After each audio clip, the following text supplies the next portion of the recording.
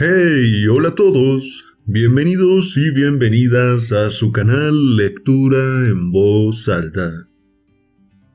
Antes que nada, muchas gracias a todos los que se han suscrito al canal, ya que gracias a ustedes ya somos poco más de 2000 personas al pendiente de este proyecto.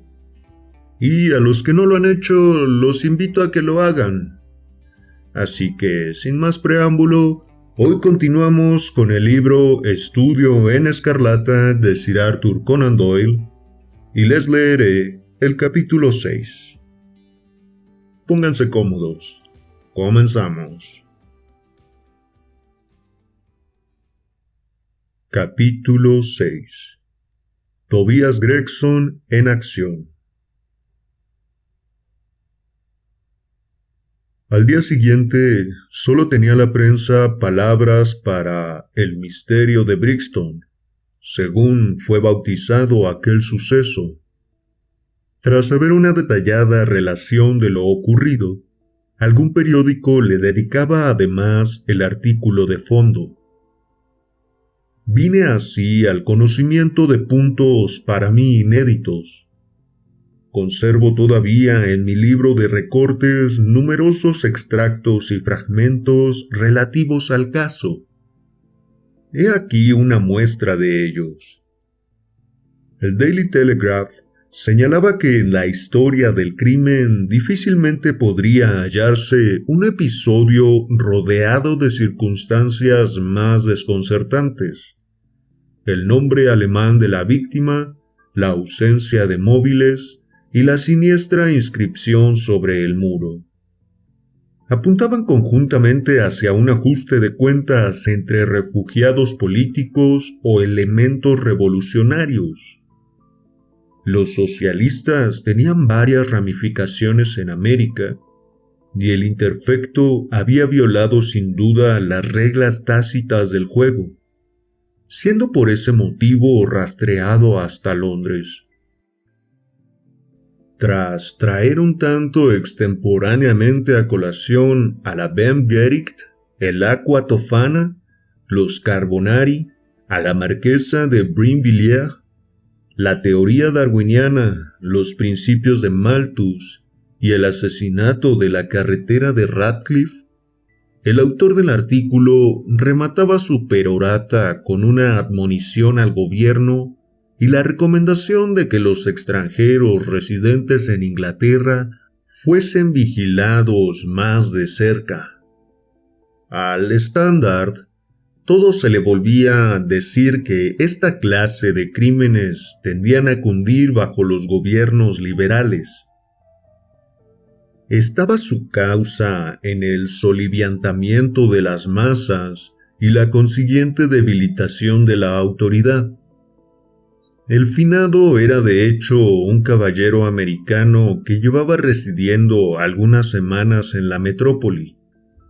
Se había alojado en la pensión de Madame Charpentier, en Torquay Terrace, Camberwell. El señor Joseph Stangerson, su secretario particular, le acompañaba en sus viajes. El martes día 4 habían partido los dos hacia Houston Station, en el manifiesto propósito de coger el expreso de Liverpool. No existían dudas sobre su presencia conjunta en uno de los andenes de la estación. Aquí se extraviaba el rastro de ambos caballeros hasta el ya referido hallazgo del cadáver del señor Drever en la casa vacía de Brixton Road, a muchas millas de distancia de Houston.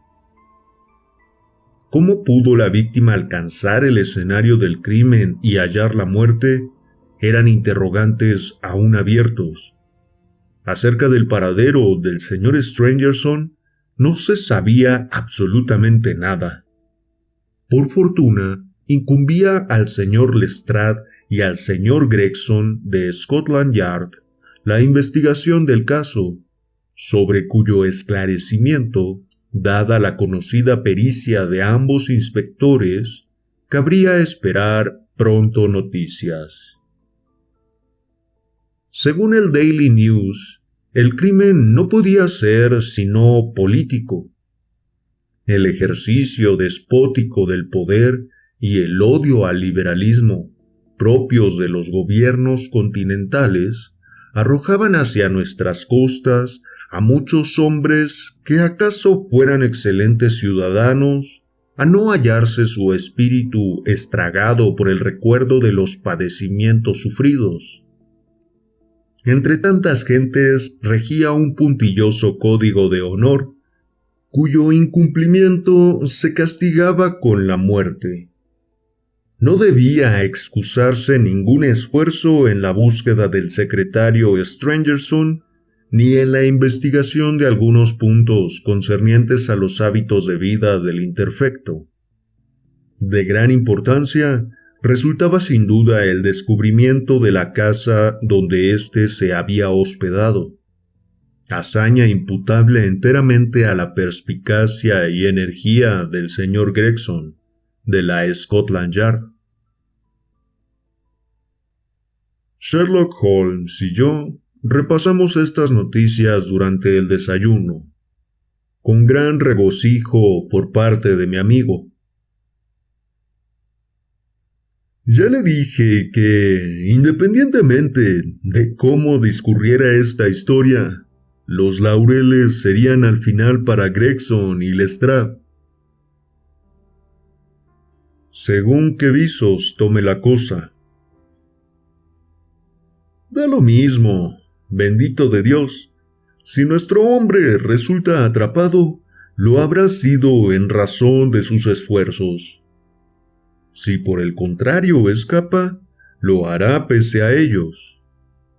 Ocurra una cosa o la opuesta, llevan las de ganar. Un sot trouve toujours un plus sot qu'il admire.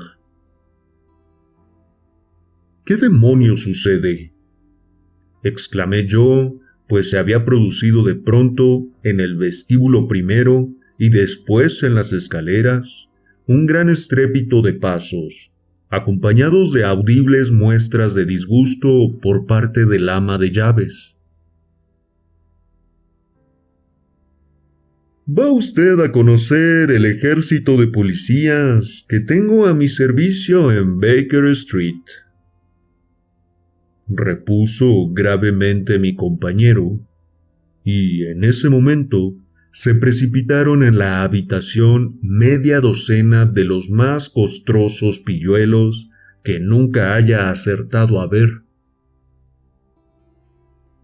«¡Firmes!», gritó Holmes con bronca voz, y los 6 perdidos se alinearon enhiestos y horribles como 6 esfinges de quincallería. «De aquí en adelante», prosiguió Holmes, «será Wiggins quien suba a darme el parte, y vosotros os quedaréis abajo». «¿Ha habido suerte, Wiggins?». «No, patrón, todavía no», dijo uno de los jóvenes. En verdad, no esperaba otra cosa. Sin embargo, perseverad. Aquí tenéis vuestro jornal. Dio a cada uno un chelín. Largo, y no se os ocurra volver la próxima vez sin alguna noticia.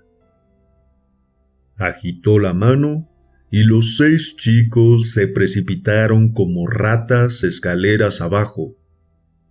Un instante después, la calle resonaba con sus agudos chillidos.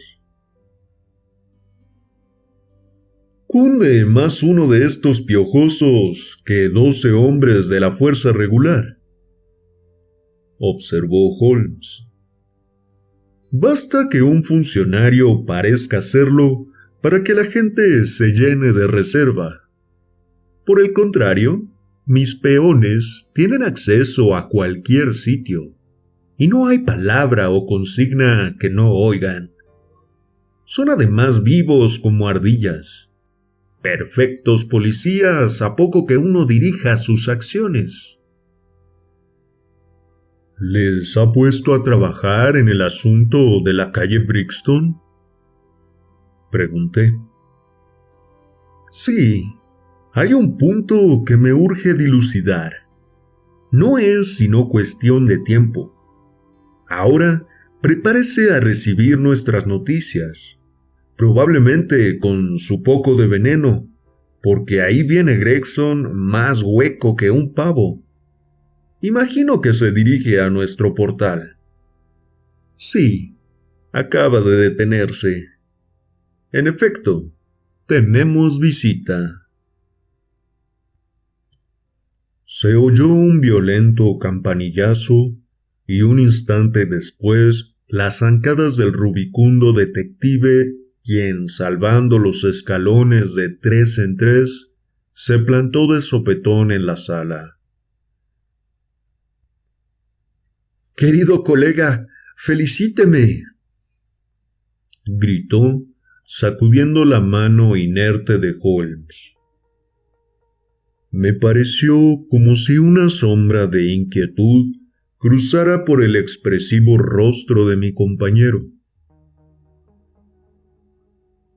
¿Quiere usted decirme que está en la verdadera pista?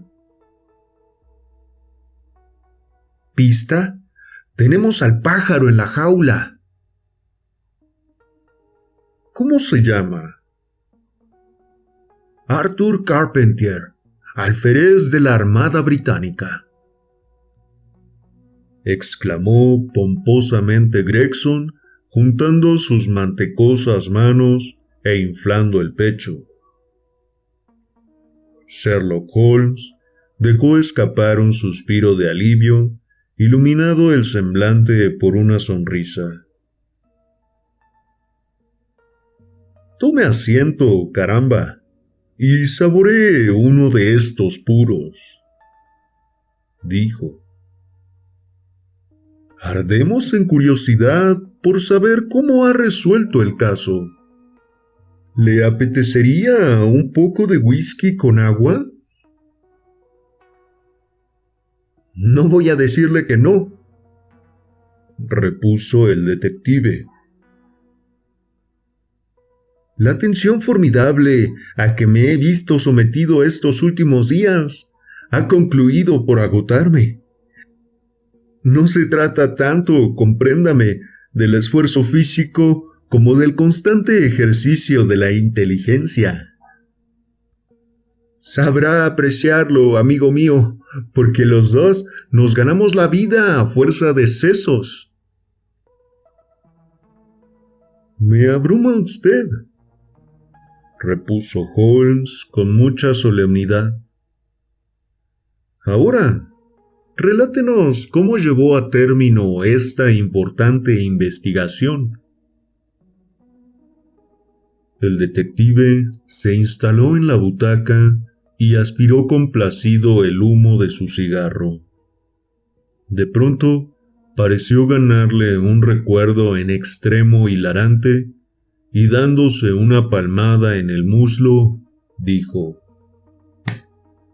Lo bueno del caso es que ese infeliz de Lestrade, que se cree tan listo, ha seguido desde el principio una pista equivocada.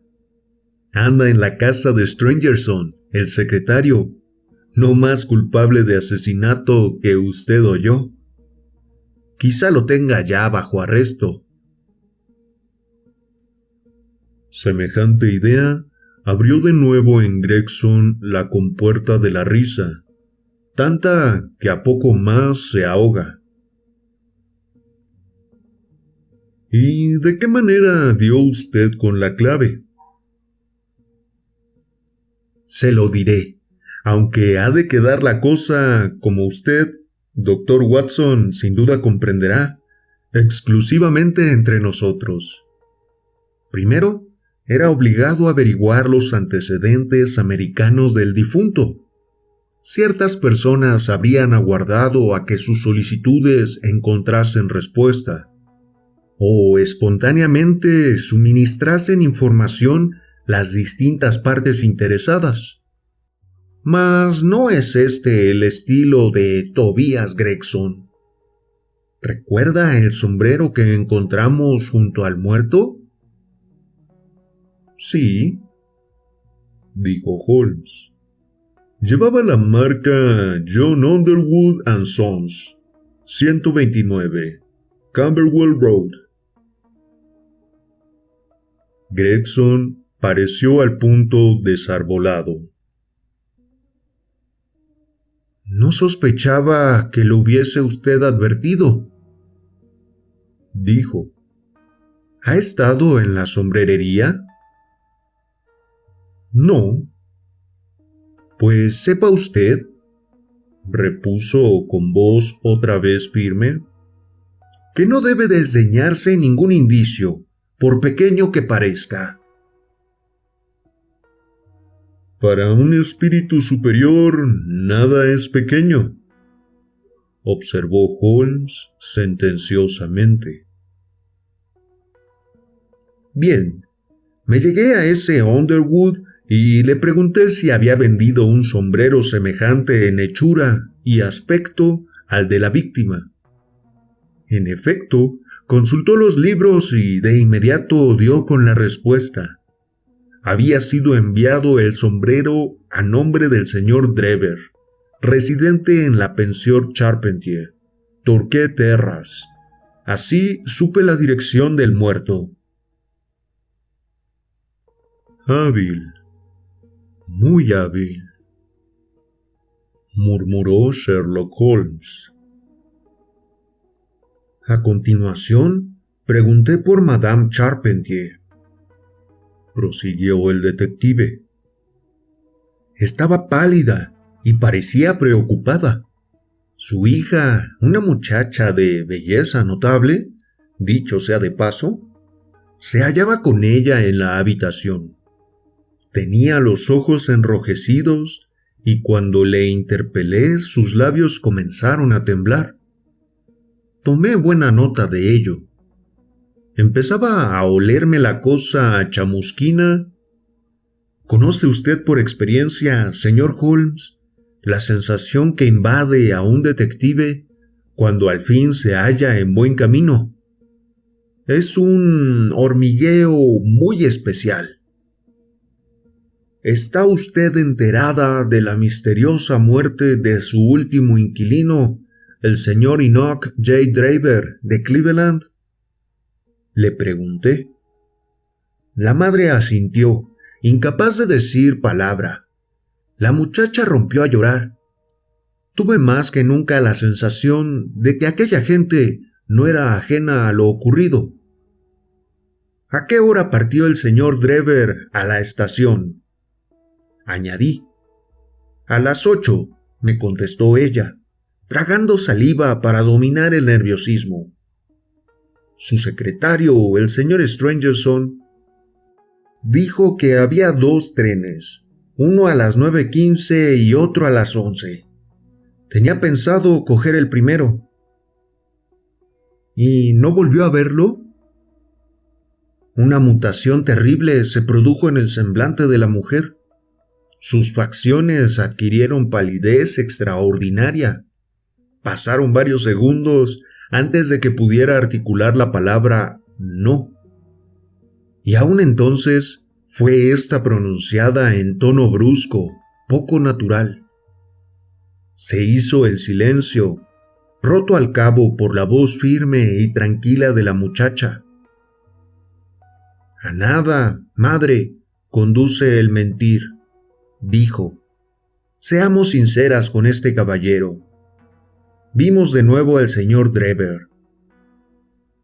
Dios sea misericordioso, gritó la madre, echando los brazos a lo alto y dejándose caer en la butaca. Acabas de asesinar a tu hermano. Arthur preferiría siempre que dijésemos la verdad, repuso enérgica la joven. Será mejor que hablen por lo derecho, tercié yo. Con las medidas palabras no se adelanta nada.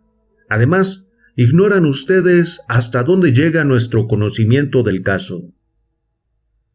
Tú lo has querido, Alice, exclamó la madre, y volviéndose hacia mí, añadió. No le ocultaré nada, señor. No atribuya mi agitación a temor sobre la parte desempeñada por mi hijo en este terrible asunto. Es absolutamente inocente. Me asusta tan solo que a los ojos de usted o de los demás pueda parecer que le toca alguna culpa. Mas ello no es ciertamente concebible. Sus altas prendas morales, su profesión, sus antecedentes, constituyen garantía bastante. Solo puede prestarle ayuda declarando la verdad. Contesté. Si su hijo es inocente, se beneficiará de ella. Quizá, Alice, sea conveniente que nos deje solos. Apuntó la mujer y su hija abandonó el cuarto. Bien, señor, prosiguió. No tenía intención de hacerle semejantes confidencias, pero dado que mi niña le ha desvelado lo ocurrido, no me queda otra alternativa. Se lo relataré todo sin omitir detalle. El señor Drever ha permanecido con nosotros cerca de 3 semanas. Él y su secretario, el señor Strangerson, volvían de un viaje por el continente. Sus baúles ostentaban unas etiquetas con el nombre de Copenhagen, señal de que había sido este su último apeadero. Strangerson era hombre pacífico y retraído. Siento tener que dar muy distinta cuenta de su patrón, agresivo y de maneras toscas. La misma noche de su llegada, el alcohol acentuó tales rasgos. No recuerdo, de hecho, haberlo visto nunca sobrio después de las 12 del mediodía. Con el servicio se concedía licencias intolerables. Peor aún, pronto hizo extensiva a mi hija tan reprobable actitud, llegando a permitirse una serie de insinuaciones que afortunadamente ella es demasiado inocente para comprender. En cierta ocasión, la tomó en sus brazos y la apretó contra sí, arrebato cobarde que su mismo secretario no pudo por menos de echarle en cara. ¿Por qué toleró esos desmanes tanto tiempo?, repuse. ¿Acaso no está usted en el derecho de deshacerse de sus huéspedes, llegado el caso? La señora Charpentier se ruborizó ante mi pertinente pregunta. «Válgame Dios, ojalá lo hubiera despedido el día mismo de su llegada», dijo. Pero la tentación era viva. Me pagaba 1 libra por cabeza y día, lo que hace 14 a la semana. Y estamos en la temporada baja. Soy viuda con un hijo en la armada que me ha costado por demás. Me afligía la idea de desaprovechar ese dinero. Hice lo que me dictaba la conciencia. Lo último acaecido rebasaba el límite de lo tolerable y conminé a mi huésped para que abandonara la casa. Fue ese el motivo de su marcha. Prosiga. Cuando lo vi partir, sentí como si me quitaran un peso de encima. Mi hijo se encuentra precisamente ahora de permiso, pero no le dije nada porque es de natural violento y adora a su hermana. Al cerrar la puerta detrás de aquellos hombres, respiré tranquila. Sin embargo, no había pasado 1 hora cuando se oyó un timbrazo y recibí la noticia de que el señor Drever estaba de vuelta. Daba muestras de gran agitación, extremada evidentemente por el alcohol. Se abrió camino hasta la sala que ocupábamos mi hija y yo, e hizo algunas incoherentes observaciones acerca del tren, que según él no había podido tomar. Se encaró después con Alice, y delante de mis mismísimos ojos le propuso que se fugara con él. «Eres mayor de edad», dijo, «y la ley no puede impedirlo. Tengo dinero abundante. Olvida a la vieja y vente conmigo. Vivirás como una princesa». La pobre chiquilla estaba tan asustada que quiso huir, pero aquel salvaje la sujetó por la muñeca e intentó arrastrarla hasta la puerta. Dio un grito que atrajo de inmediato a mi hijo Arthur. Desconozco lo que ocurrió después. Oí juramentos y los ruidos confusos de una pelea. Mi miedo era tanto que no me atrevía a levantar la cabeza. Cuando al fin alcé los ojos, Arthur estaba en el umbral riendo y con un bastón en la mano. «No creo que este tipo vuelva a molestarnos», dijo. «Iré detrás suyo para ver qué hace». A continuación, llegaba la noticia de la muerte del señor Drever. El relato de la señora Carpentier fue entrecortado y dificultoso. A ratos hablaba tan quedo que apenas se alcanzaba a oír lo que decía. Hice, sin embargo, un rápido resumen escrito de cuanto iba relatando, de modo que no pudiese existir posibilidad de error.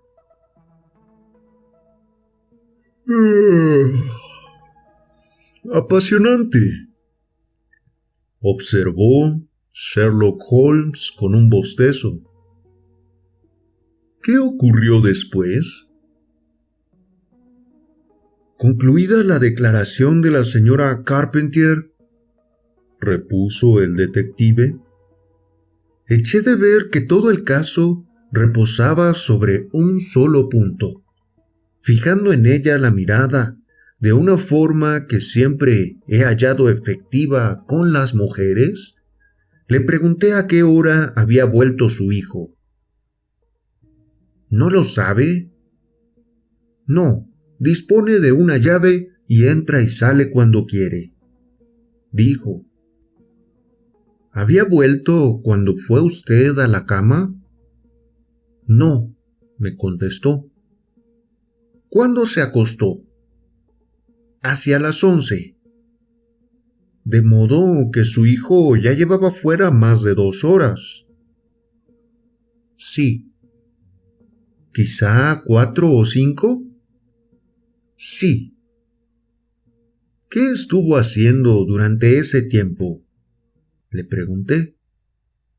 Lo ignoro, repuso ella, palideciendo instantáneamente. Por supuesto, estaba todo dicho. Adivinado el paradero del teniente Carpentier, me hice acompañar de 2 oficiales y arresté al sospechoso.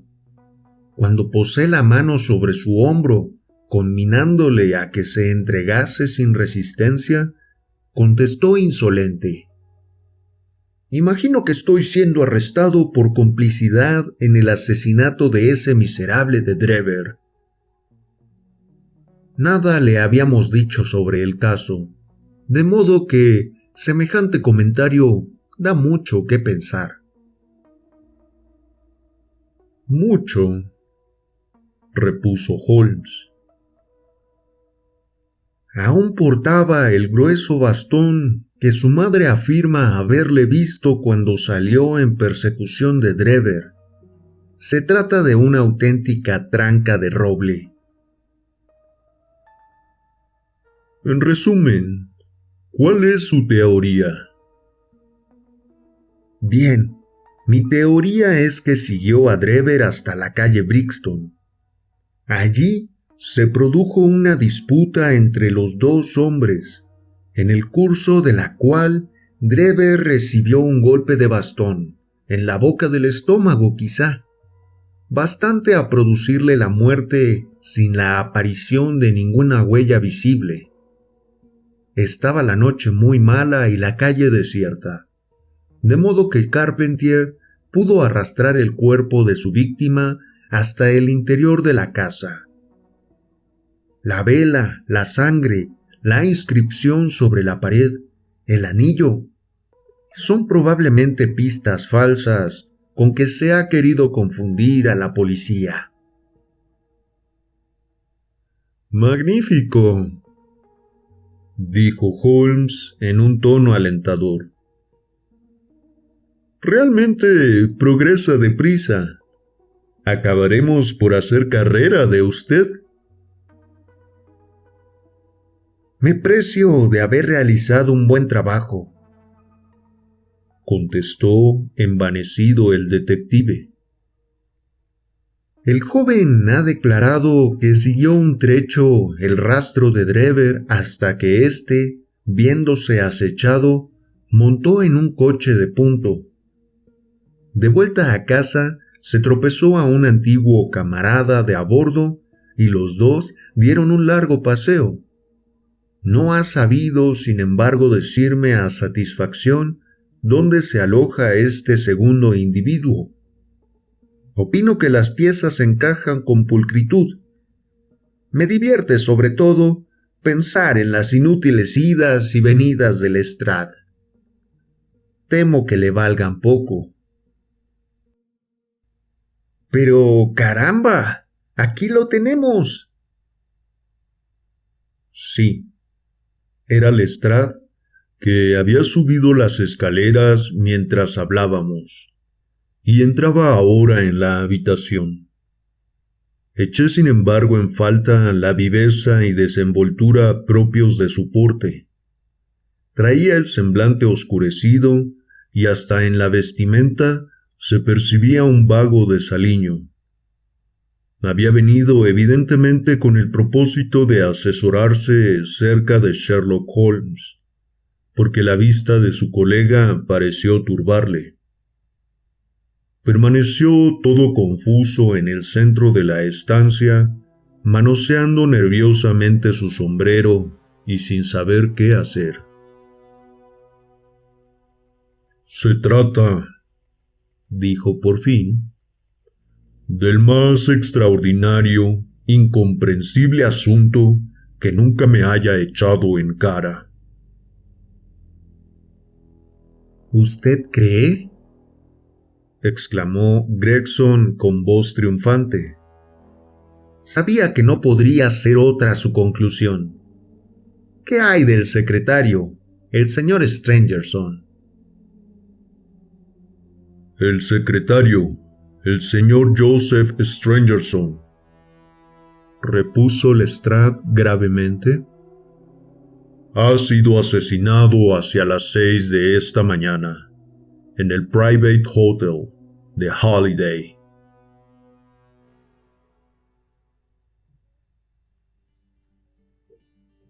Bueno, amigos, este fue el capítulo 6 del libro Estudio en Escarlata. ¿Qué les pareció? ¿Qué piensan ustedes de esta teoría de Gregson? Al parecer deja varias pistas fuera, pensando que son solo elementos para confundir a la policía.